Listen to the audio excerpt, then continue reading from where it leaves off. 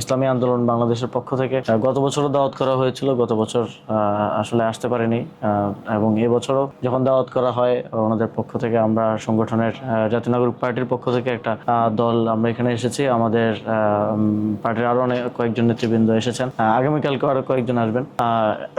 একই সাথে আমরা ফ্যাসিবাদ বিরোধী যে রাজনৈতিক দলগুলো আছে তার মধ্যে আমরা জানি যে ইসলামী আন্দোলন অত্যন্ত গুরুত্বপূর্ণ একটি রাজনৈতিক দল, এবং গত বছর গণঅভ্যুত্থানের সময় একদম সর্বপ্রথম কোনো রাজনৈতিক দল তাদের রাজনৈতিক পরিচয় এবং ব্যানার নিয়ে আমাদের পাশে এসে দাঁড়িয়েছিলেন এই ইসলামী আন্দোলন বাংলাদেশ। সেই জায়গা থেকে আমাদের একটা সৌহার্দ্যপূর্ণ রাজনৈতিক সম্পর্ক আছে, এবং এর বাইরে ওনাদের এই মাহফিল প্রায় দীর্ঘ 102 বছরের সিলসিলা ধরে এই মাহফিল আয়োজিত হয়ে আসছে, এবং এখানে আত্মশুদ্ধির জন্য এবং এখানে সারা দেশ থেকে লাখ লাখ মানুষ বিভিন্ন জায়গা থেকে স্বতঃস্ফূর্তভাবে এসে অংশগ্রহণ করেন।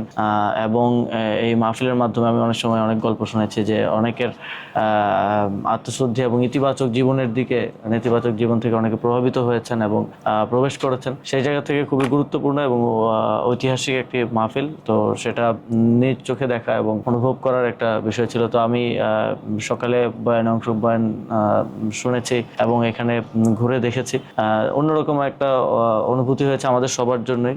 এবং আমরা মনে করি যে পীর সাহেব এবং তার এই দরবার বাংলাদেশের ইসলামের প্রচার এবং প্রসারে, ইতিবাচক প্রচার ও প্রসারে গুরুত্বপূর্ণ অবদান রেখে যাচ্ছেন, এবং একই সাথে ওনারা বাংলাদেশের রাজনীতিতেও ইতিবাচক অবদান রেখে যাচ্ছেন। গণতন্ত্র পুনরুদ্ধারের লড়াইগুলোতে ওনারা গুরুত্বপূর্ণ অবদান রেখে গেছেন। ওনারা ওনাদের এই কার্যক্রম কন্টিনিউ করবেন এবং আমরাও ইনশাল্লাহ আমাদের জায়গা থেকে পাশে থাকবো।